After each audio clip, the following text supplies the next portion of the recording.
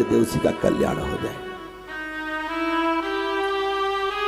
ये जब तुम्हारे ऊपर जिस इष्ट की कृपा होती है, उसी इष्ट ने अपनी सेवा के लिए किसी को भेज दिया होगा। लेकिन सेवा प्रेम का रूप जब ले लेती है तो सेवा कभी समाप्त नहीं होती है। मानसिक सेवा चलती रहती है, हम भोग लगा रहे हैं ठाकुर जी को, हम ये कर रहे हैं। ये ऊंची साधना है राधा की, गोपी की, हरिदास जी महाराज की। यमुना किनारे बैठे ध्यान कर रहे हैं और राजस्थान का सेठ इत्र लेकर के आ रहा है सोने के पात्र में। चर्चा का विषय बन गया। गया बिहारी जी के पास, पर्दा बंद कि नहीं, मंदिर नहीं बंद नहीं है क्या? बंद तो है, लेकिन तुम्हारे लिए बंद ही रहेगा जब तक गुरुदेव से नहीं मिलोगे। हरिदास जी के पास लेके पहुंच गया, इत्र रख दिया कि खुशबू से समझ जाएंगे।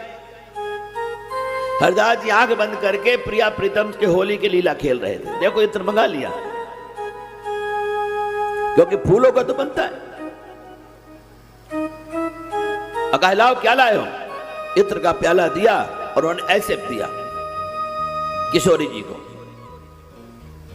उसको लगा कि नदी में फेंक दिया इत्र। बड़ा दुखी हुआ, बोल तो सकता नहीं था। हरिदास जी जाओ, वहां जाओ, मंदिर के दर्शन करो। अब साधु आ गया और गया तो वही इत्र की खुशबू चारों तरफ फैल रही।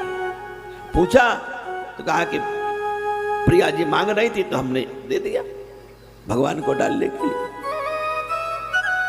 ऐसी साधना बड़ी गूढ़ है बेटा। उस गूढ़ साधना में जब जाओगे तो स्वयं प्रिया प्रीतम में अपने को पाओगे। जैसे मैं कोई जन्म जन्मांतर की सखी हूं, मैं कोई जन्म जन्मांतर की प्यासी हुई, वो प्यास हूं जो केवल तुम्हारे लिए ही है, तुमको ही पाना चाहती है। ये आध्यात्मिक चिंतन है। और वहां जोई जोई तुम करो वही मैं मुझे भावे, जैसा तुम करते सब मुझे अच्छा लगता है, एक दूसरी भावना है। इसलिए नारायण भावना और भाव ये दो प्रधान होते हैं हमारी साधना के लिए। इन्हीं को लेकर के जब हम चलते हैं तो हमारी यात्रा शुरू हो जाती है।